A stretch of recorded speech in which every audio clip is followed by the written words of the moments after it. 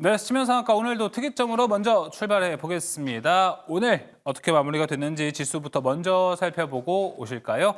네, 오늘도 코스피만 강했습니다. 0.32% 상승한 채로 마무리가 됐고요. 2600선 넘어서서 이제 37포인트까지 올라갔습니다. 어제 코스닥 이 시간에 740선이 뚫렸다고 말씀을 드렸는데 오늘은 730선마저 사수를 하지 못하고 13포인트가량 떨어졌죠. 725포인트까지 빠진 모습이었습니다. 외국인 계속해서 오늘 코스피만 담아가는 모습 계속해서 나오고 있습니다.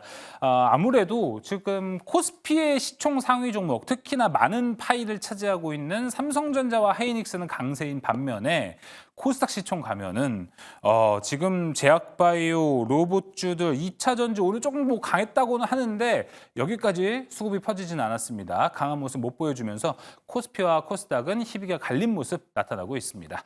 자, 오늘 함께할 매니저부터 먼저 소개하도록 하겠습니다. 화목한 화목팀 나왔습니다. 이가람 매니저, 조기준 매니저, 김흥태 매니저 나왔습니다. 어서 오세요. 안녕하세요. 네. 자, 현재 우리 증시 어떤 이슈를 두고 좀 봐야 할지 아무래도 이 첫 번째 주제, 제가 아까도 말씀드렸다시피 코스피와 코스닥은 희비가 갈려 있습니다. 그 중심 섹터들에 대한 이야기를 나눠볼 텐데요. 첫 번째 특이점 확인해 보시길 바랍니다. 열어주시죠. 그렇죠. 코스피의 시총 상위주 반도체가 있고요. 코스닥의 시총 상위주에는 바이오가 있습니다. 하지만 오늘 이 두 섹터는 희비가 갈렸습니다. 확실히 이제 낸드, 레거시 쪽의 반등이 보이면서 반도체는 좀 중심 섹터로 다시 한번 자리를 잡아가고 있는데 제약바이오는 사실 어떠한 리스크라든지 투자에 좀 방해가 되는 요소들이 있지는 않습니다. 하지만 가격이 문제인 건지 제약바이오와 반도체, 희비가 좀 갈린 모습입니다. 먼저 이가람 매니저님, 네. 자 코스피와 코스닥, 제약바이오와 반도체, 희비가 갈렸습니다. 이 이유는 뭐라고 보시나요, 현재? 글쎄요, 뭐 누가 제일일까요? 뭐 삼성전자가 올랐기 때문에 삼성전자가 올라서 삼성전자 욕할 수도 없는 거고. 그쵸. 오르는 게 어쨌든 좋은 거니까요. 대신에 삼성전자가 너무 올랐고, 저는 그동안 이제 항상 방산과 조선을 설명드릴 때 리스크는 뭘까요?라는 질문에 저는 항상 삼성전자가 올라오게 됐을 경우에는 삼성전자를 사기 위한 매수세 때문에 아마 방산조선을 팰 수 있다, 약간 매도를 할 수 있다라고 설명 들어왔는데 실제로 그 상황이 나타난 것 같습니다. 그렇다 보니까 오늘 삼성전자만 올라가고 방산과 조선 내려오고, 근데 대신에 코스닥은 왜 갑자기 제약바이오까지 밀렸는지 정말 알 수가 없는 상황이었지만 결국은 이렇게 한쪽에 대해서 완벽하게 몰리다 보니까 오늘 삼성전자만 올라갔던 상황인 것 같습니다. 근데 삼성전자 같은 게 왜 올라왔냐부터 좀 살펴보면 더 좋을 것 같은데요. 네. 삼성전자에 대한 내용들, 결국 레거시에 대한 반등이 그쵸. 가장 포인트가 될 것 같은데 그 소식들은 제가 이미 한 달 전부터 얘기를 해왔던 내용이 있습니다. 자료 보면서 같이 한번 말씀을 드려보면 더 좋겠습니다. 네. 제가 한 달 전에 정확히 제가 이 자리에서 했던 코멘트가 있었는데 그 자료가 어떤 거냐면 지금 보시는 것처럼 넥타이만 달라요. 그렇죠. 넥타이만 다른 색깔입니다. 네. 지금 그 낸드의 가격이 1분기는 떨어지지만 2분기에는 플랫하게 바뀌고 3분기와 4분기가 올라갈 것이니 이런 전망 때문에라도 레거시에 반등을 보는 게 맞다라고 하면서 삼성전자가 올라갈 수 있습니다라고 설명을 들어왔었던 내용이었고요. 그게 이제 한 달 뒤 이번에 와서 더 한 번 더 부각이 된 것 같습니다. 이제 그 다음 자료 보게 되면 결국 이 낸드가 가격이 올라가다 보니까 이제 그 단장에서도 이제 YMTC와 이제 마이크론, 뭐 샌디스크 이런 기업들이 또 가격을 올리겠다라는 소식이 들려집니다. 그래서 지금 그렇지 않아도 낸드 가격 자체가 올라갈 걸로 전망된 상태 속에서 여러 기업들도 낸드에 대한 가격들, 또 그다음에 일반 램에 대한 또 가격도 올리겠다라고 했다 보니까 자꾸 올라가는 모습도 있던 것 같았고, 그런 상황 속에서 이제 어저께 나왔었던 얘기인 건데, 그동안 많은 증권 가드가 해외 쪽에서는 이제 디램과 낸드 가격이 하반기에 올라갈 수가 있을 것이니 이제 반도체들은 바닥 잡혔다라고 본다라고 했었는데 유일하게 단 한 사람만 달랐습니다. 모건 스탠리는 숀키라는 사람만 유일하게 그동안 반도체는 올라가지 못할 거다라고 했었는데 어저께 이제 하이닉스와 삼성전자에 대한 의견 바꿔놓으면서 결국 이제 하반기에 대해서 디램과 낸드 가격이 올라갈 거다라고 의견 바꿨습니다. 그러면서 이제 조금 더 반도체에 대해서 훈풍을 부게 만든 것 같은데 그 다음 장 보게 되면 어제 그러한 상황 속에서 데일 테크놀로지의 CEO가 한 인터뷰에서 했는 얘기인데 그쵸. 지금 PC의 교체 주기가 오고 있는 것 같다. 결국 이제 10월 달 이제 올 하반기로 넘어가게 됐을 경우에는 윈도우 10이 종료가 됐는데요. 이럴 경우에는 결국 이제 개인들은 상관없지만 보안이 중요시되는 기업들 같은 경우는 윈도우 11을 쓰기 위해서 컴퓨터를 좀 바꿔야 되는 상황이 좀 펼쳐집니다. 그에 따라서 보니까 제가 국내의 한 반도체 D사한테 제가 물어보니 거기서 말을 해주기를 결국 3분기 중에서 이제 윈도우 10 서비스 종료되기 때문에 결국은 3분기에 대한 물량이 2분기부터 들어갈 것이다. 그래서 아마 지금 2분기부터는 실제로 물량도 증가가 될 수 있다라고 설명을 해주고 있어요. 그래서 결국 이제 3분기에 대해서 여러 가지 포커스가 잡혀져 있다 보니까 낸드의 가격도 올라가고 디자인 가격도 올라간 상태인데 실제로 지금 램 같은 경우 낸드도 마찬가지지만 대부분 이제 반도체에서의 부품들이 결국 3분기에 교체 주기가 다가오다 보니까 2분기부터는 실제로 이제 물량까지 나갈 그쵸. 수 있다. 그런 상황 속에서 현재 1분기에는 삼성전자와 SK하이닉스의 재고가 좀 감소가 되고 있는 것으로도 좀 파악이 되고 있는 것 같아요. 그렇다 보니까 반도체 기업들은 1분기가 실적이 저점이 되고 2분기와 3분기부터 다같이 올라갈 수 있다는 그러한 큰 그림들이 그려지고 있는 것 같습니다. 자, 그렇다 보니까 최근에 이제 외국인들의 또 기관들의 지금 매매 동향도 잠깐 보게 되면 네. 결국 이제 외국인들이 코스피에서 사고 있는 금액이랑 그다음에 외국인들이 삼성전자와 SK하이닉스 이 두 가지 종목을 산 거를 제가 차트를 그려봤습니다. 차트를 보니까 원래는 옆으로 잘 기어가다가 이제 코스피 같은 경우는 3월 달부터 내려갔는데 이 당시에 보니까 삼성전자를 가장 많이 매수해주면서 결국 반도체 쪽으로 외국인 매수가 강력하게 쏠려갑니다. 그게 이제 최근에 오늘까지 오다 보니까 결국 반도체에 쏠리는 외국인 자금 때문에 다른 종목들이 약간 소외받고 있는 이런 상황이 나타나고 있는 것이 아닌가라고 생각이 들고 있고요. 자, 그 다음에 제가 좀 전에 설명드린 것처럼 이제 3분기 넘어가게 되면 윈도우 10이 종료된다라고 했어요. 제가 그래서 차트 또 그려봤는데 그 전에 어떤 했는지를 보니까 우연치 않게도 정말 이건 약간 우연인 것 같긴 한데 우연치 않게 과거에 윈도우 8, 근데 윈도우 XP, 근데 윈도우 7 요거 다 끝날 때마다 맞아요. 종료된 시점부터 이상하게도 삼성전자가 많이 올라갔어요. 그러면 3분기에 과연 삼성전자는 어디에 있겠느냐? 요게 대해서 이거에 대해서 제가 물음표를 그려 놓은 건데 물론 과거에는 지금처럼 HBM이 없었고 뭔가 AI와 연관성 없이 레거시만 가지고 올라갔던 게 삼성전자인데요.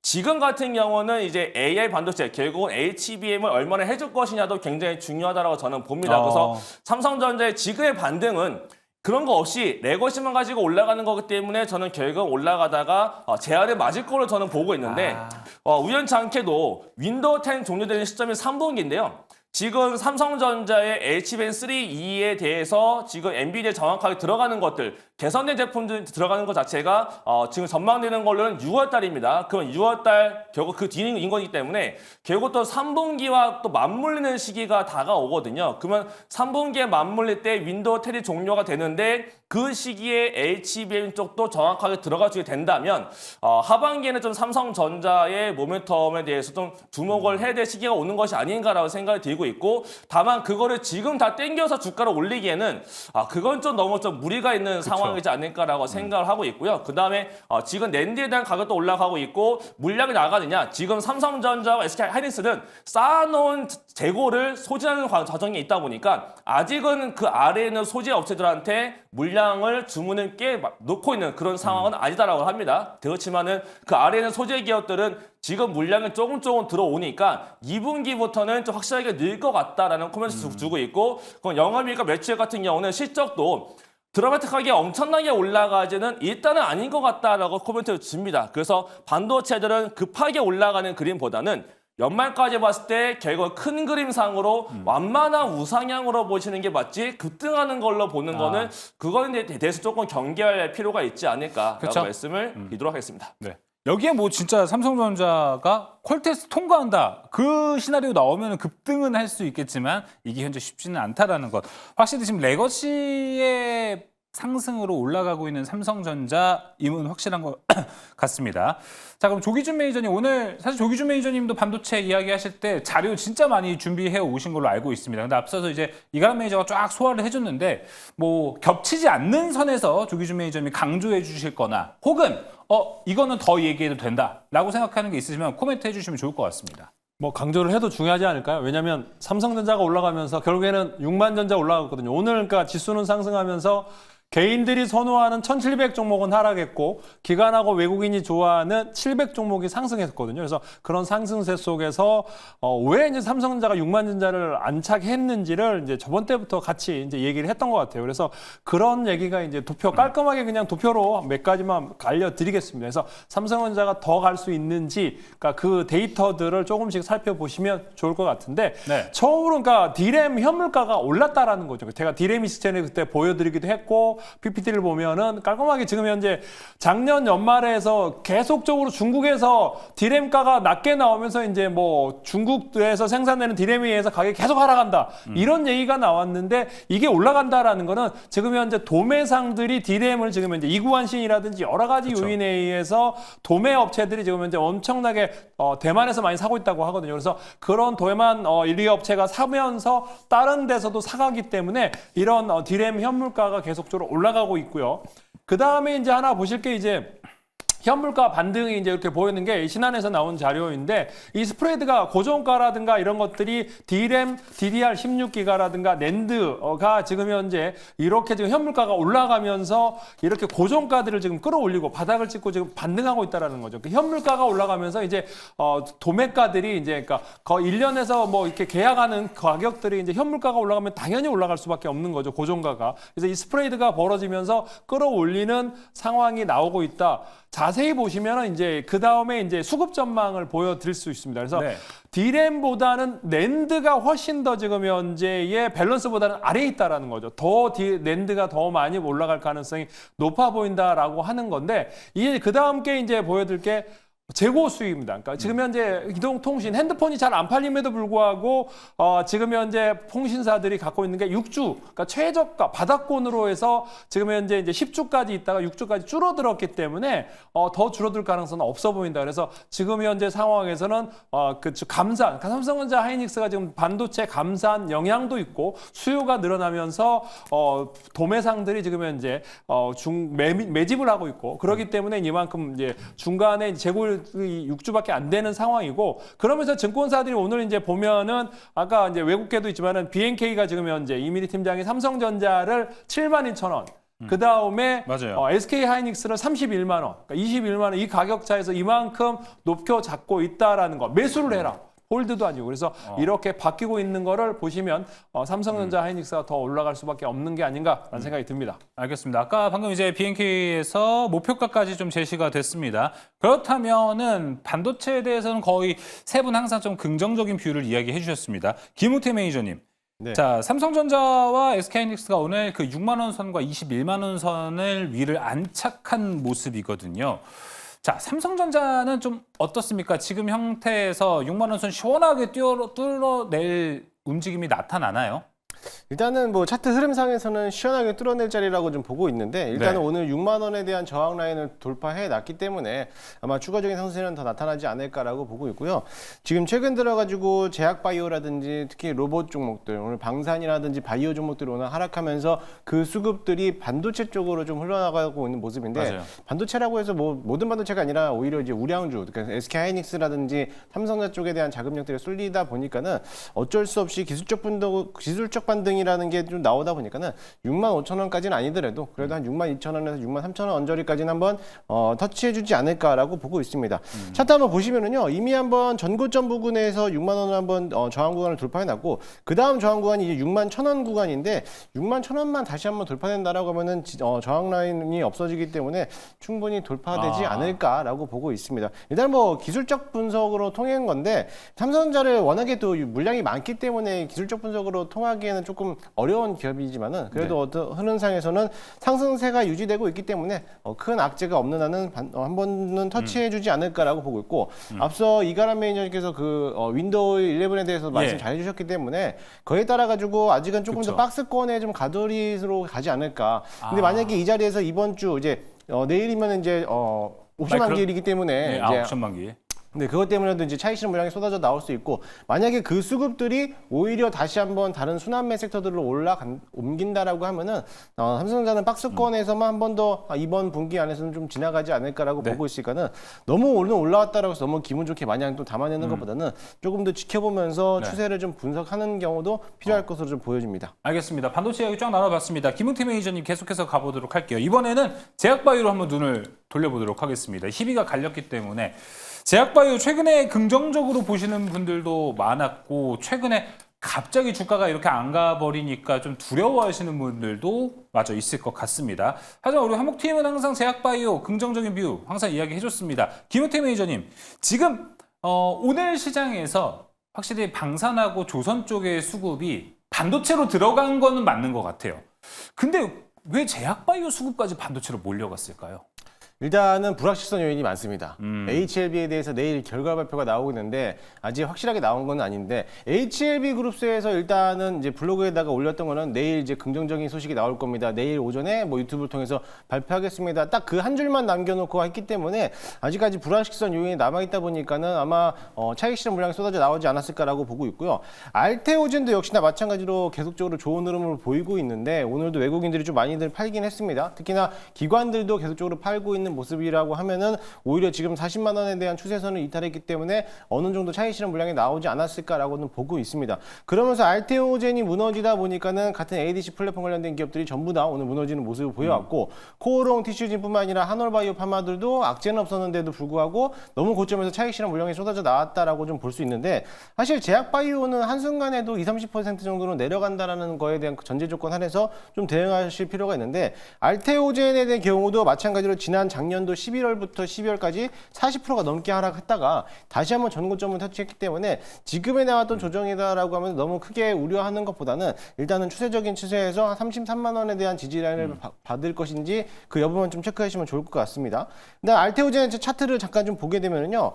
일단 알테오젠에 대한 RSI를 좀 보게 되면 너무나도 과매도권까지 내려왔어요. 그래서 지난 작년도 12월에서 1월 달까지 내렸던 그 금액까지 거의 대부분 내려왔기 때문에 지금 자리에서는 조금 더 한 번씩은 담아봐도 되지 않을까라는 자리도 보고 있는데 다만 좀 우려되는 거는 지금에 대한 물량들이 외국인과 기관들이 계속적으로 팔고 있다는 거죠. 거기에 대해서 약간 좀 만약에 외국인들에 대한 수급이 들어오지 않는다라고 하면은 오히려 추가적인 하락세가 나타날 거라고 보고 있기 때문에 거기에 대한 포커스를 좀 맞춰놓고 좀 대응하시면 좋겠고요. 사실 제약바이오는 워낙에 일정 부분에서는 이번 3월 말부터 해서 4월 중반 그리고 4월 25일부터 AACR도 있고 이제 5월달에 각종 암마키가 남아있기 때문에 일정 부분에서는 충분하게는 제약바이오는 조정받아도 오히려 저점에서 좀 매수하는 관점에서 비중을 좀 늘려가고 있는 그런 흐름으로 좀 보시면 좋겠고 일단은 내일 HLB가 만약에 실패가 된다라고 하면은 정말로 이제 큰 세론이 나올 수도 있는데 거기에 대해서 조금 더 조심할 필요성이 있을 것 같습니다. 추가적으로 HLB만의 일은 아니고 제약바이오 섹터 전체로 퍼질 수도 있다라고 보세요? 네, 맞습니다. 왜냐하면 이제 국내 최초로서 이제 간암과 폐암에 대한 이제 리보세라즘과 캄렌리주맘에 대해서 국내 최초로도 나오고 있는 FDA에 대한 승인 건수인데 이게 만약에 실패로 돌아간다라고 하면은 그 다음에 계속 밀려 있었던 유한양행이라든지 기타 제약바이오도 뭔가 락이 걸릴 거라는 거죠. 그러면은 아무래도 이제 조심성이 우려되다 보니까는 그럼 이번 다음 타겟도 조금 더 안 나올 수도 있는 거 아니야라며 하면서 세론 작용이 나올 수 있기 때문에 좀 포커스를 HLB가 만약에 성공 전략이 나오느냐 안 나오느냐를 놓고 대응하시면 좋을 것 같습니다. 알겠습니다. 내일 HLB 과연 이 임상 FDA의 허가가 잘 떨어지는지 여부가 제약바이오 운명의 날을 좀 가를 수도 있을 것 같지 않을까 생각이 듭니다. 자, 이어서 이가람 매니저님 알테오젠 이야기 나왔으니 우리 대장 이야기 해야겠죠. 자, 이틀 전 44만 원까지 장중 고가로 올라갔다가 오늘은 또 37만 원 선까지 내려왔습니다. 와, 이렇게 짧은 시간에 7만 원의 주가가 쭉 내려온 건데 알테오젠이 가야 뭐 제약바이오도 가지 않겠습니까? 여긴 지금 어떻게 보고 계십니까? 저는 여전히 긍정적으로 바라보고 있고요. 일단은 마이크론 자체가 내일 새벽에 발표되는데 마이크론 앞두고서도 지금 IT가 올라갔다라고도 좀 볼 수 있습니다. 그래서 만약에 마이크론 테크놀로지가 발표 이후에 만약에 시간에서 밀린다라고 하게 되면 내일은 국내에서 반도체가 못 갈 수가 있기 때문에 그땐 당연히 바이오가 올라갈 수밖에 없을 걸로 보고 있고 그다음에 만약이라도 올라간다라 할지라도 오늘 좀 원점만 때 내려왔기 때문에 아마 내일은 저점 잡기를 하지 않을까라고 생각을 합니다. 더불어서 HLB에 대해서 보게 되면 HLB에 대한 리스크 저건 약간 다른 의견인데 HAB가 만약에라도 성공하면 다행인데 만약에 실패했다라고 했을 경우에는 HAB 결국은 이제 국내에서 3상을 도전하는 것 자체가 굉장히 어려운 거고요. 그렇기 때문에 대부분의 기업들이 자기 가기보다는 글로벌 빅파마들한테 라이센스 아웃하는 겁니다. 그래서 글로벌 빅파마들한테 넘기는 거기 때문에 결국 저는 직접 하는 것보다는 라이센스 아웃하는 기업들은 결국은 전 안전차가 될 걸로 봐서 HAB가 안 된다고 했을 때는 결국은 내일은 단기 리스크가 생길 수가 있겠지만 결국 이제 라이센스 아웃에 대한 기대가 있는 종목들은 전 다시 이제 매수가 몰리지 않을까. 저는 반대로 리스크 해소가 될 걸로 보고 있어서 내일만 넘어가게 되면 저희가 바이오드도 저점 잡을 걸로 보여지고요. 알테오젠 같은 경우는 이제 아랫자리에서 제가 읽어보고 있는 자리는 지난번에 없는 분들 같은 산다라고 했을 경우에는 고점을 넘길 때 사는 것이 좋을 것 같다라고 알려드렸는데 이번엔 내려와 있는 거니까 결국 내려왔을 때는 그 만약에 없다 또는 난 더 사고 싶다라고 하시는 분들 같은 경우는 저라면 저는 지금 보고 있는 게 일단 짧게 보는 자리는 35만 원이고 그 아래는 33만 원까지 전 열고 보고 있거든요. 만약에라도 내일과 월요일 사이에 35만 원과 33만 원 사이 정도까지 들어온다라고 한다면 이 자리에서는 한번 받아봐도 될 만한 자리가 되지 않을까라고 말씀을 드리겠고 알테오젠이 올라가야 결국 또 코스닥 지수가 올라가기 때문에 그렇습니다. 저는 지수를 또 긍정적으로 보고 있는 입장에서 3월달 말은 다시 올라갈 수 있을 것이다라고 말씀을 드리겠습니다. 알겠습니다. 자, 그럼 제약바이오가 일단 올라갈 수 있는 분위기 어떻게 조성이 될까요? 한 가지 더 내일. 조기준 매니저님, 내일 만약에 시장이 일단 현재 시간의 흐름으로 보면은 한화 에어로스페이스가 지금 시간에서 하한가를 갔습니다. 그렇기 때문에 방산 쪽 그리고 조선 쪽의 수급이 내일도 어딘가로 유입이 될 것 같단 말이죠. 이게 오늘은 제약바이오로 가지는 않았지만 내일은 제약바이오로 갈 만도 하지 않을까 생각이 좀 듭니다. 근데 시장에서 코오롱 티시즌이라고 코오롱 생명이 너무 많이 올랐고요. 그래서 그 종목이 빠지면서 이제 한올도 같이 기관 매도가 나온 게 아닌가 생각이 들고요. 저는 HBL은 내일은 똑같은 얘기가 반복되지 않을까. 경미한 세 가지 조치를 수정 보완하겠다. 뭐 이런 그러니까 리젝트 나오더라도 그런 식으로 또 반복할 것 같다는 생각이 듭니다. 그래서 이렇게 얼마만큼 또 지적사항이 있었는데 그걸 고칠 거다. 뭐 이런 식으로 또 나오면서 시장은 또 혼조세가 나올 건데 일단 TCG는 좀 더 하락할 거고 이제 유상증자 그러니까 방산하고 조선 하나그룹주들이 이제 무너지기 시작했고 이 자금은 제가 보기에는 삼성전자로 갈 수밖에 없고 그다음에 아까 얘기한 대로 알테오젠은 그러니까 35만 원 지지하면서 이제 추가 하락보다는 오늘 이제 어느 정도 이제 가장 많이 하락을 했기 때문에 바이오주가 그래서 그런 상황에서 같이 밀렸던 바이오주들이 이제 이렇게 덩달아서 어떤 그 펀드가 이제 이렇게 시장에서 갑자기 사모펀드라든가 기관들이 너무 많이 팔았거든요. 그래서 다시 재매수가 들어오지 않을까라는 생각이 들고 있기 때문에 일단 저는 그러니까 조선과 방산에서 나온 수급은 결국에는 개별주 위주와 더불어 이런 이제 반도체와 바이오 쪽으로 올라갈 거다라는 생각이 들기 때문에 너무 하락한다고 그래서 같이 투매에 동참하는 거는 제가 보기에는 좋은 방법이 아니다라는 생각이 듭니다. 알겠습니다.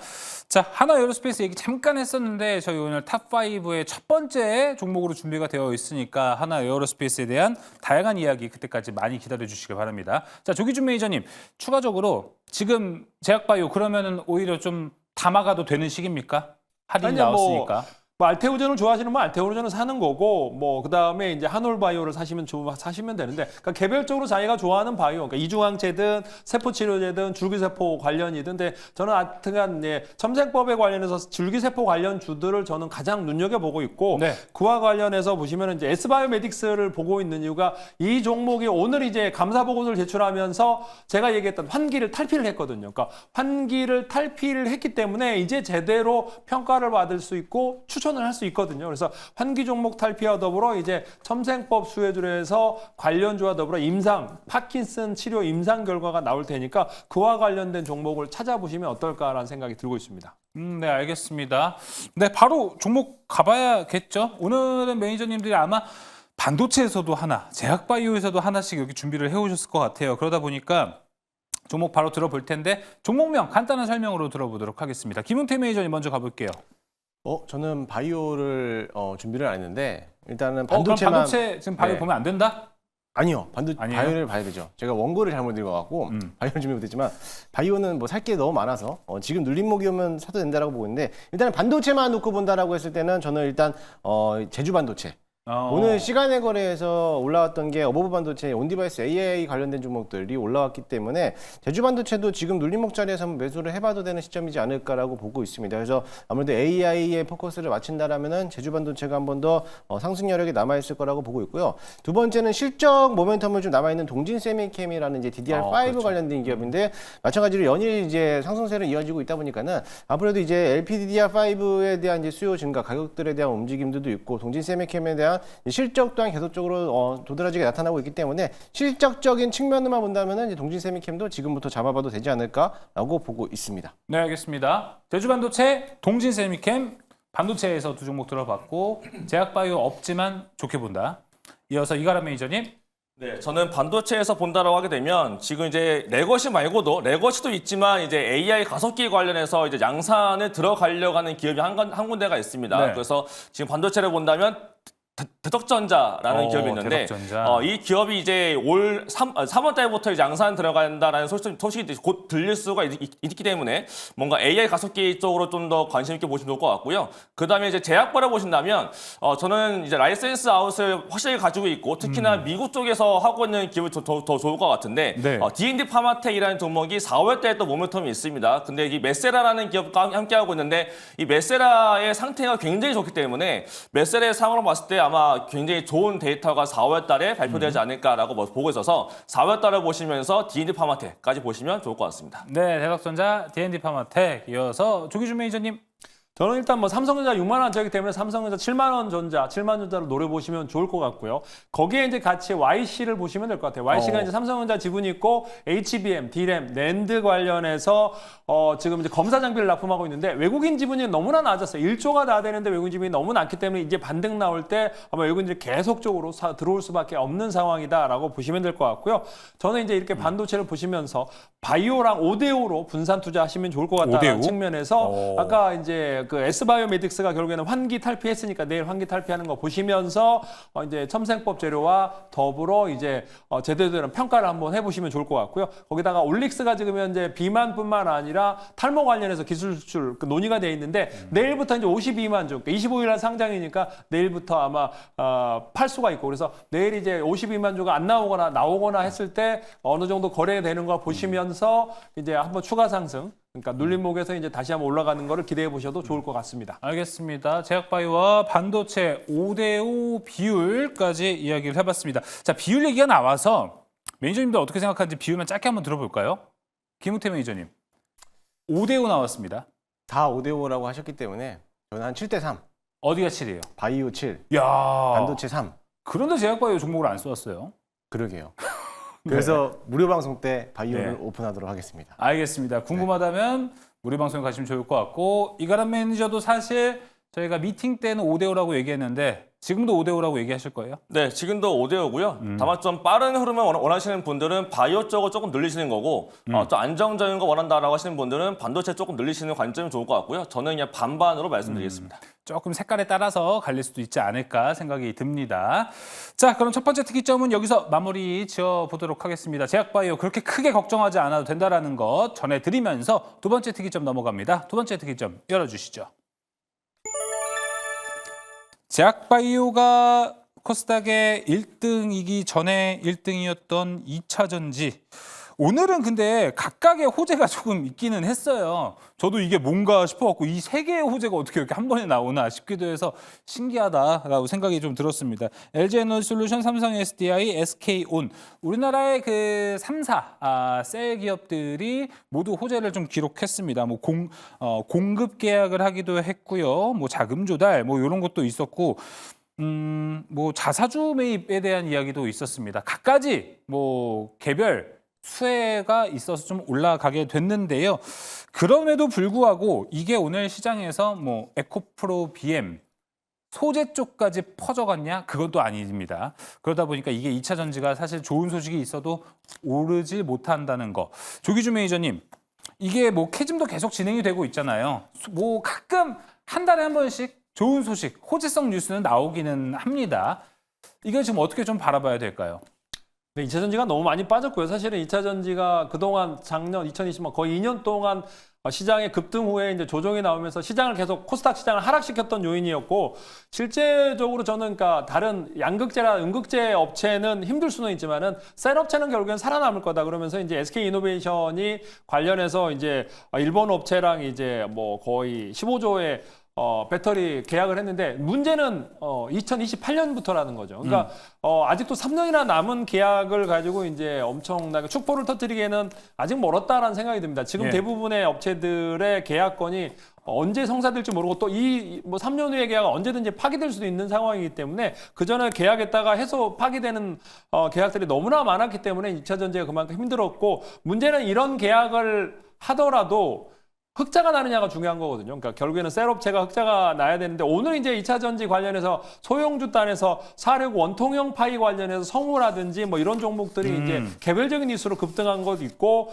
또 이제 SDI라든지 그러니까 SDI는 유상증자를 하고 있는데 자사주 매수 그러니까 엄청나게 많은 금액을 1.9억이라고 돼 있는데 9천억 뭐 1.9조라고 본 줄 알았어요. 그래서 2억 정도의 자사주 매수를 했기 때문에 뭐 이렇게 올랐다라고 보기에는 어렵고 그냥 삼성 그러니까 SK 이노베이션이 더 올라야 되는데 삼성 SDI가 더 올라간 이유는 저는 잘 모르겠습니다. 근데 지금 현재 이 수급이 조선하연과 방산에서 나온 수급이 반도체랑 2차 전지 셀업체로 이렇게 대형주로 올라가면서 조금 끌어올린 게 아닌가라는 생각이 들고 있고 아직은 2차 전지가 바닥을 찍었다라는 생각은 들지는 않습니다. 그러니까 반도체는 락바텀에서 이제 바닥을 찍고 올라오는 삼성전자 하이닉스 올라오는 상황이고 셀업체는 물론 최저점에 있긴 합니다. 뭐 LG 에너지 솔루션이 30만 원대 공모가 근처거든요. 그다음에 이제 삼성 SDI가 이거를 뭐 자기가 80만 원 샀는데 지금 20만 원 밑에 언저리 있다라고 하면서 엄청나게 지금 하소연하고 있고 뭐 에코프로 형제도 마찬가지겠지만 아직까지 지금 바닥을 찍고 올라간다라는 생각은 할 수 없을 만큼 실적이 앞으로도 더 나빠질 거고 그 외에 이제 셀업체들은 버티겠지만 아마 양극재, 음극재, 그다음에 분리마 그 외에 부품단에서는 좀 더 혹한이 더 그러니까 아직까지 윈터 이즈 커밍이 저번에 반도체 얘기 나오고 있는데 2차 전지의 윈터가 아직까지 계속되고 있다라고 말씀드리겠습니다. 알겠습니다. 특히나 추워지면 배터리는 더 취약해지기 때문에 겨울에 더 힘들 것 같습니다. 이 긴 겨울. 김웅태 매니저님도 비슷한 생각입니까? 지금 뭐 2차 전지의 겨울이 더 길어질 것이다에 대한 건? 저는 오히려 이제 겨울이 녹아내고 있지 않을까. 진짜 봄이 오나? 진짜 봄이 이제 조만간 나타나지 않을까. 제일 추운 날은 지났다. 그렇죠. 어. 근데 여기서 이제 더 추운 겨울이 온다라고 하면은 사람들이 너무나 질려가지고 다 팔고 이제 떠날 것 같아서 네. 저는 조금 더 이제 봄에 대한 기운이 좀 나올 수도 있다. 지금은 약간 좀 코센트리 정도라고 해도 될 거라고 보고 있는데 LG 에너지 솔루션도 실적적인 측면에서 봤을 때는 올해는 적자로 면치 못했지만은 올해 1분기부터 흑자 전환할 수 있다는 이제 기대를 좀 갖고 있기 네. 때문에 앞으로 이제 1분기 시점이 아무래도 턴어라운드하는 밑거름이 되는 그런 시점이지 않을까라고 보고 있습니다. 설령 1분기도 적자라고 하더라도 일단은 지난해에 대한 지난 작년에 매출 규모에서 영업이익이 많은 적자로 나타냈기 때문에 전작폭을 줄여낸다라고 했을 때는 오히려 이 적자폭을 줄여낸 거에서 그 다음 2분기부터라도 흑자 전환이 될 수 있다는 기대를 갖고 있어서 오히려 많이 빠졌던 2차 전지들이 이제 슬슬 반등할 수 있는 자리를 매김해주고 있다라고 보고 있고요. 오늘 같은 경우도 크게 뭐 이슈로는 뭐 4680 배터리에 대한 이슈밖에 없었기 그쵸. 때문에 LG 엔솔이라든지 이런 관련된 4680 배터리에 납품하고 있는 이제 장비 업체라든지 이제 셀업체들이 오늘 좀 시세가 좀 나왔던 흐름이 보였던 것처럼 마찬가지로 이제 슬슬 저점에서는 담아봐도 되지 않을까라고 보고 있습니다. 예. 그렇다 하더라도 2차 전지가 워낙에 또 시세를 조금 시장을 좌우지할 수 있는 그런 지금 자리는 아니기 때문에 맞아요. 네. 그래도 슬금슬금 이제 담아봐도 되는 모습을 가지고 있으니까는 네. 관심 있게 보시고 조금씩 한두 종목은 좀 가지고 있어도 괜찮지 않을까라고 보고 있습니다. 네. 이런 게 뭐 좀 턴어라운드가 될 때는 시간도 필요하긴 한데 그 뭔가 모멘텀 하나가 팡 붙는 게 필요한데 2차 전지는 참 그게 아직 붙기가 어려운 시점이다라고 좀 볼 수 있을 것 같습니다. 자, 이가람 매니저님 확실히 테슬라가 떨어지고 비아디만 올라가거든요. 요즘 좀 그렇죠. 글로벌 시장을 보면은 네. 우리나라 시장한테는 취약한 정세인 것 같습니다. 이게 테슬라는 계속 떨어지네요. 맞습니다. 지금 제가 보고 나면 좀 같이 보시면 네. 더 좋을 것 같은데요. 차트인 건데 지금 해외 차트를 보겠습니다. 지금 두 가지를 보여줄 텐데 이제 위에와 아래가 있는데 위에 같은 경우는 중국의 비아디에 대한 주가의 위치인 거고 아래는 이제 우리가 알고 있는 미국의 종목인 건데 테슬라는 실제로 2월 달부터 더 추세적인 약세가 나타나주고 있고 중국의 이제 비아디 같은 경우는 계속 올라간 상태가 있거든요. 그런 것 자체가 이제 판매량도 문제가 생기고 있고 그 다음에 이제 지금 비아디 자체가 원체 잘 되다 보니까 이렇게 중국 내에서도 비아디가 완벽하게 앞서고 있고 테슬라 같은 경우는 7위 위에 있거든요. 이제 지금 판매 자체가 많이 못 올라오고 있고 더 떨어지고 있는 상태에서 아래에 있는데도 샤오미가 9위까지 올라올 정도로 엄청난 기회부터 치고 올라오는 상태다 보니까 경쟁이 굉장히 심해지고 있다는 그 리스크를 안고 있는 상황인 것 같아요. 그러면 여기서 이제 뭔가 자율주행 모멘텀을 가지고서 전기차를 돌파구를 좀 만들어야 될 테슬라가 될 것 같은데 이런 판매량 자체가 많이 올라와주지 못한다라고 한다면 이 밸류체인 쪽이 많이 섞여져 있는 국내 기업들의 반등도 조금 어려울지 않을까라고 생각하는데 저 같은 경우도 이제 1분기는 좀 확인이 필요한 게 이제 감산도 많이 하기 때문에 결국 재무적으로 흑자를 언제 돌릴 수 있겠느냐 저는 그게 먼저다라고 생각을 합니다. 삼성전자 같은 경우도 재무적으로 먼저 돌려놓고 그 다음에 이제 물량이 나갔기 때문에 결국 전기차들도 일단 재무적으로 먼저 만든 다음에 물량이 얼마큼 나갈 거냐를 잘 봐야 될 것 같고 다만 이제 전기차 쪽에서 보조금 자체가 많이 줄고 있다는 것도 조금 리스크한 상황인 것 같아서 결국은 판매량 데이터들을 좀 많이 보시면서 가실 필요가 있지 않을까. 저는 그래서 2차 전지는 조금 그래도 좀 시간은 걸리지 않을까라고 말씀을 드리겠습니다. 네, 알겠습니다. 아직 좀 시간이 필요한 2차 전지. 자, 2차 전지도 종목이 있다면 하나씩 들어보면서 넘어가 보도록 하겠습니다. 시간 관계상 종목명만 간단하게 들어볼게요. 이가람 매니저님. 저는 아무래도 뭔가 본다고 한다면 당연히 LG엔솔부터 봐야 되지 않을까 싶기 때문에 네. 2차 전지 대장 종목인 LG엔솔을 말씀드리겠습니다. 네, 대장 LG에너지솔루션이었고요. 조기준 매니저님. 저는 이제 그 46 원통형 바이오과 관련해서 CID가 이제 과전율 만개 KNS가 있고요. 네. 거기에 이제 어셈블리, 성우, 이제 그 조립하는 걸 성우입니다. 두 회사가 이제 46 원통형 보고 있습니다. 그래서 아까 LG 에너지 솔루션을 말씀드렸으니까 하나 더 붙인다면 LG 화학을 하나 더 붙이겠습니다. 그러니까 네. LG 에너지 솔보다 LG 화학이 더 수급이 더 좋은 것 같습니다. 예, 성우 KNS 하나 더 추가한다면 LG 화학까지 이어서 김웅태 매니저님. 저도 KNS를 붙여놓고 또 하나 더 붙인다라고 하면은 상신 EDP를 하나 더 붙이도록 하겠습니다. 물론 이제 네, 자율파이- KNS. 네, 배터리에 대한 이제 모멘텀도 있지만 이 상신 EDP가 각형 배터리도 또 같이 하고 있기 때문에 아마 삼성 SDI에 대한 고객사를 두고 있는 모습이라서 양각에 대한 수혜를 더 받을 수 있기 때문에 한번 보셔도 좋을 것 같습니다. 네, KNS와 상신 EDP까지 모두 들어봤습니다. 자, 오늘 두 가지 특이점 이야기 모두 나눠봤습니다. 이 외에도 다양한 이야기 나눠볼 수 있는 공간 먼저 안내해 드리겠습니다. 이가람 매니저님. 네, 저는 항상 업계에 돌아가는 시황에 대해서 코멘트 해드리고 있는데 이제 오늘도 이제 약간 많이 올라왔다 보여지는 반도체 얘기와 또 오늘 약간 조정이 좀 세게 나타나준 바이오 관련된 얘기들. 그다음에 오늘은 제가 특별히 3월 달에 호재가 기대되는 종목이 있습니다. 제가 그 종목을 아예 오픈할 테니까 궁금하다 하시는 분들은 장 마감 후에 공개 방송 참여하시면 좋겠습니다. 이어서 조기준 매니저님. 네, 저도 같은 시간 10시 10분에 유튜브 조기준 검색하고 들어오신다면 이제 미국 시장에서 계속 말씀드렸고 그다음에 저는 그러니까 올해 초부터 살 거면 삼성전자를 사놓고 다른 종목을 고민해라라고 말씀드렸습니다. 최소한 삼성전자 30% 비중을 채우신 다음에 말씀을 드렸는데 그 외에 이제 개별 종목 알려드릴 테니까 유튜브 조기준 검색하고 들어오시거나 녹색 밴드 조기준 참고하시면 좋을 것 같습니다. 이어서 김웅태 매니저님. 네, 저는 10분 일찍 10시에 준비를 해놨고요. 오늘 시장에 대해서 투매가 많이들 나왔는데 이 대응 전략에 대해서 설명해 드릴 거고 이제 3월 달이 한 주 정도 남았습니다. 한 주간에 어떻게 하면 빠르게 계좌를 복구할 수 있는지 거기에 대한 세부 전략까지 알려드리도록 할 테니까는 많이들 찾아오시기 바라겠습니다. 네, 김웅태 매니저까지 무료 방송 안에 도와드렸습니다. 오늘 어쩌다 보니까 채팅창 하나도 못 읽었는데 요거 마지막으로 하나 읽어보면서 마무리 지어볼게요. 중년의 지혜님께서 올려주셨습니다. 제가 아까 하나 에어로스페이스 시간외 하한가 같다 말씀드려서 급하게 오디오로 듣고 채팅창에 막 물어보신 것 같은데 저희 이어지는 순서가 특별한 탑5인데 오늘 첫 번째 종목이 한화 에어로스페이스고요. 한화 비전 분석해 주실 분 이렇게 올려주셨는데 제가 민소 아나운서한테 부탁을 해서 한화 비전까지 탑5에서 다뤄볼 수 있도록 이야기 넘겨보도록 하겠습니다. 특이점 여기서 마무리하도록 하겠습니다. 이어서 특별한 탑5로 이어집니다.